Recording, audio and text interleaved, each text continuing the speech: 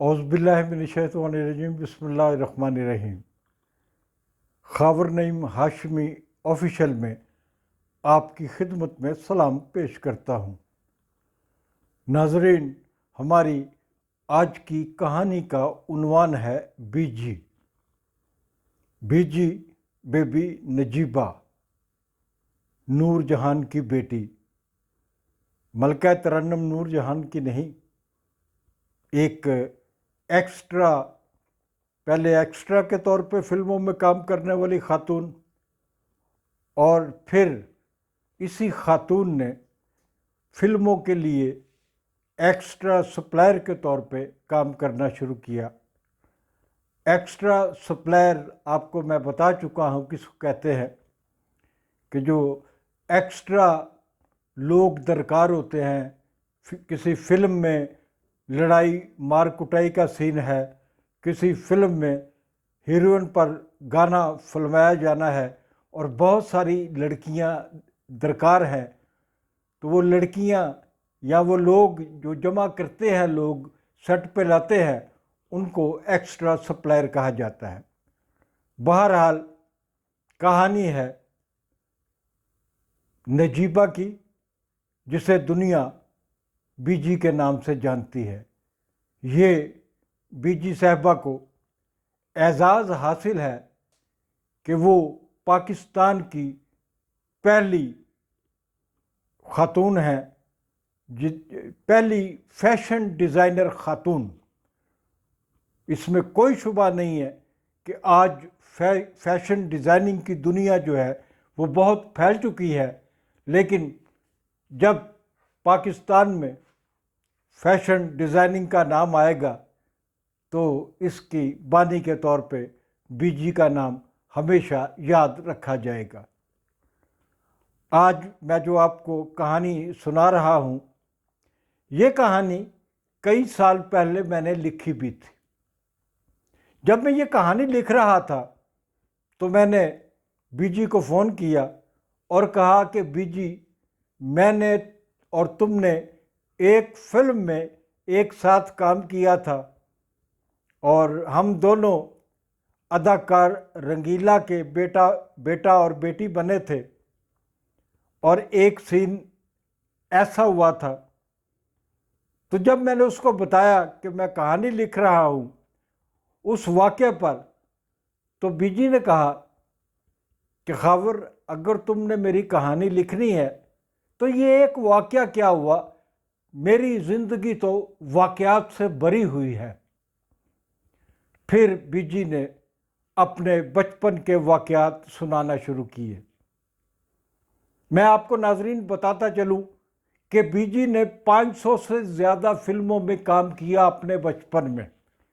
बीजी fashion designer के तौर पे जानी जाती हैं और बहुत कम लोगों को पता है कि जब ज़माना था फिरदौस का, रानी का, सलोनी का, शमीमारा का, इस तरह की जो बेशुमार अपने ज़माने की टॉप की हीरोइन थी, अगर किसी फिल्म में हीरोइन का बचपन दिखाना होता तो बीजी ही काम आती थी, और बीजी ही सैकड़ों फिल्मों में बेशुमार बड़ी हीरोइंस के बचपन का रोल अदा किया करती थी।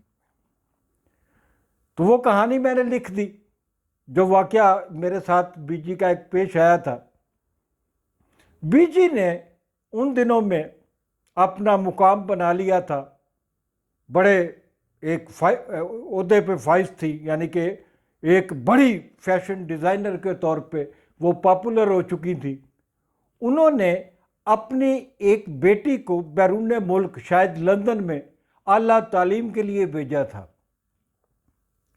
वो बेटी जब पढ़कर आती है वापस, तो बीजी मुझे फ़ोन करती हैं कि ख़ावर, तुम्हारा वो कौन सा ब्लॉग है जिस पे तुमने मेरी कहानी लिखी थी। मैंने बीजी से कहा, तुम पढ़ना चाहती हो दोबारा कहानी को? मैंने तुम्हें सुनाई भी थी और तुमने पढ़ी भी थी। उसने कहा, मैं भूल गई हूँ, मेरी बेटी जो है वो बैरून मुल्क से पढ़ के आई है और मैं अपनी बेटी को वो कहानी पढ़वाना चाहती हूँ। मैंने बीजी को मशवरा दिया, बीजी अपनी बेटी को अपने दर्दनाक और अलमनाक और एक गैर आसूदा बचपन के बारे में कहानी मत पढ़वाना। बीजी ने कहा फिर क्यों होता, कुछ नहीं होता, मेरी बेटी पढ़ेगी और मेरी बेटी पढ़ के देखेगी कि उसकी माँ ने कितनी जिद्दोजहद की और अवाइल उम्री से ही इतनी ज़्यादा मुशक्क़त की और मजदूरी की और किस तरीके से कैसे कैसे वो इस मुकाम तक पहुंची है। मेरे मना करने के बावजूद नाजरीन बीजी वो कहानी अपनी बेटी को पढ़वा देती हैं और उसके बाद क्या हुआ ये मैं आपको बता नहीं सकता। मेरे और बीजी के ताल्लुकात कई साल तक ख़राब रहे क्योंकि उसकी बेटी ने कहानी पढ़ने के बाद अपने जो तासुरात अपनी माँ के सामने पेश किए वो कुछ ऐसे थे कि जिन्हें बीजी बर्दाश्त ना कर सकी। मेरी कहानी को मफहूम ही कुछ और दे दिया गया। बहरहाल आज हम बीजी के बारे में बेबी नजीबा के बारे में, जब वो बेबी नजीबा हुआ करती थी तो वो मैं कहानी आपको सुनाता हूँ। इंतहाई दिलचस्प कहानी है और ये कहानी सुनाने का मुझे जो ख्याल है वो इस तरह आया। पिछले दिनों मोहतरमा बीजी बीमार थी, हॉस्पिटल में थी। हम उनकी खैरियत के लिए दुआएं मांगते रहे। उनका ऑपरेशन हुआ, कामयाब ऑपरेशन रहा। बेजी अब सेहत की तरफ दोबारा जा रही हैं। उनकी सेहत बहुत हद तक बहाल हो चुकी है। अल्लाह करे कि वो मुकम्मल सेहत याबी की तरफ जाएं। वो बहुत ही नेक दिल, रहम दिल और अजीम खातून है। तो लीजिए अब आते हैं उस कहानी की तरफ जो कहानी मैं आपको सुनाना चाहता हूँ। मैं भी छोटा सा था, मेरी उम्र 8-9 साल की होगी, 10 साल की होगी। बीजी जो बेबी नजीबा होती थी उस वक्त वो कोई मेरे ख्याल में 7-8 साल की होंगी, 7 साल की होंगी, 8 साल की होंगी। मुझे मेरे मरहूम वालिद ने एक फ़िल्म बनाई, मुक़द्दस अमानत। इस फिल्म का दौरानिया था 1 घंटा और ये फ़िल्म बनाई गई थी फैमिली प्लानिंग का जो महकमा है उसने बनवाई थी। इस फिल्म को दिया गया था हसन तारक, एक बड़े मारूफ डायरेक्टर थे। वो बड़े मसरूफ़ थे उन दिनों में। तो हसन तारक साहब ने नईम हाशमी साहब से कहा कि नईम साहब मेरी दूसरी मसरूफियात है, ये एक फ़िल्म बनानी है, डॉक्यूमेंट्री बनानी है 1 घंटे की फैमिली प्लानिंग के लिए, तो आप इसको तख्लीक कर दें। नईम हाशमी साहब ने ही कहानी लिखी, नईम हाशमी साहब ही उसके डायरेक्टर थे। नईम हाशमी साहब ने उसमें एक रोल भी अदा किया था। नईम हाशमी साहब का पैर रुखसाना के साथ था। रुखसाना और नईम हाशमी मियाँ बीवी होते हैं और रंगीला और नासरा मियाँ बीवी होते हैं। रंगीला और नईम हाशमी बचपन के दोस्त होते हैं और नईम हाशमी साहब जो हैं उस फिल्म में दिखाया गया कि बड़े अमीर कबीर आदमी हैं। उन्हें एक दिन ख्याल आता है कि वो अपने बचपन के दोस्त रंगीला से मिलने उसके घर जाएं, तो उन्हें पता नहीं होता कि रंगीला किस हाल में रह रहे हैं और रंगीला के कितने बेटे हैं। नईम हाशमी साहब के 2 बच्चे दिखाए गए थे उस फिल्म में और रंगीला के 8 बच्चे उस फिल्म में दिखाए गए थे। सबसे बड़े बच्चे का रोल मैंने अदा किया था और शायद 3-4 नंबर के एक छोटे बच्ची का, बेटी का किरदार बेबी नजीबा यानी कि बीजी ने अदा किया था। उस फिल्म की शूटिंग चल रही थी। बारिश स्टूडियो का फ्लोर नंबर 5 था। नाइट शिफ्ट थी। रात के 1:30-2 बज चुके थे। रंगीला सेट पर नहीं आए थे।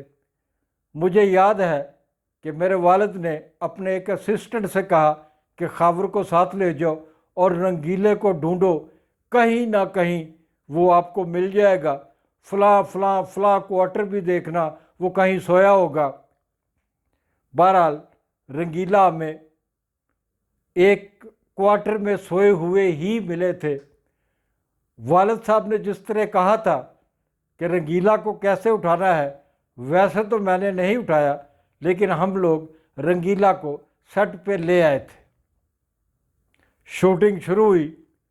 सीन कुछ यूं था कि नईम हाशमी साहब रुखसाना के साथ रंगीला के घर में आते हैं।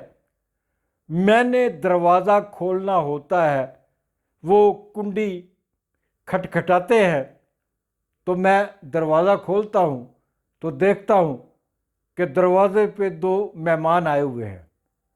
उन मेहमानों के हाथ में मिठाई का एक डब्बा होता है, जो मैं मेहमान के हाथ से उचक लेता हूँ और जल्दी से मेहमानों को बुलवाए बगैर, ये कहे बगैर कि आप अंदर तशरीफ़ लाए, मैं घर के एक कमरे के कोने में चला जाता हूँ और नदीदों की तरह मिठाई का वो डब्बा जो है, डिब्बा, वो मैं खोलना शुरू कर देता हूँ। जब डिब्बा खोलने के बाद मैं नदीदे बच्चों की तरह उसको खा रहा होता हूँ कि ताकि मैं ज़्यादा से ज़्यादा मिठाई खा लूँ और बाकी हिस्सा जो है वो घर वालों के लिए रख दूँ, तो इसी दौरान नजीबा का हाथ मेरे सामने आता है, जो मेरी छोटी बहन बनी हुई थी। जब वो मेरे सामने हाथ आता है, बजाय इसके कि मैं उसके हाथ में मिठाई रखूं, मैंने नजीबा के मुंह पे थप्पड़ मारना होता है। मैंने स्क्रिप्ट के मुताबिक जब नजीबा को थप्पड़ मारा तो मैंने सचमुच का थप्पड़ मार दिया। इतने ज़ोर से थप्पड़ मारा कि नजीबा बहुत ज़ोर ज़ोर से फर्श पे गिरती हैं, आवाज़ आती है और एकदम मैं सुनता हूँ ओके कट। तो ये जो सीन था, फिल्मा रहे थे कैमरामैन सरवर गुल।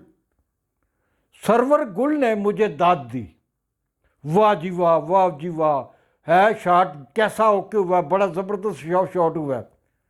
नईम हाशमी साहब मुखातब हुए सरवर गुल से, कहा ओ सरवर पुत्र किधर है। जब मेरे वालिद ने कहा ओ सरवर पुत्र किधर, तो मुझे ऐसे महसूस हुआ कि जैसे मैं कुछ दिलीप कुमार हूँ और मैं मुस्तकबिल का कोई स्टार बनने वाला हूँ। मेरे अंदर कोई एक्टिंग की या फनकाराना सलाहियतें मौजूद है। और ये बड़े फ़ख्र के साथ वो सीन जब ओके हुआ, उसके बाद कहा गया कि अगला सीन 10 मिनट के बाद होगा। 10 मिनट की जो रेस्ट मिली, मैं बारिश स्टूडियो के फ्लोर नंबर 5 से बाहर निकला। रात के 2 बजे से ज़्यादा का टाइम हो चुका था और मैं टहलता टहलता बारिश स्टूडियो के गेट तक जब पहुंचता हूं, तो मुझे बहुत सारे नौउम्र लड़के जो एक्स्ट्रा के तौर पे फिल्मों में काम करते थे और उसी एरिया में उनकी रिहाइश थी, वो मुझ पर टूट पड़े और उन्होंने बुरी तरह मेरी पिटाई की, बहुत बुरी तरह मेरी पिटाई की। कोई मुझे गौंसा मार रहा है, कोई मुझे टांग मार रहा है, कोई मुझे गाली निकाल रहा है, ओए तू थप्पड़ मारे, सच्ची मुच्ची दा थप्पड़ मारे।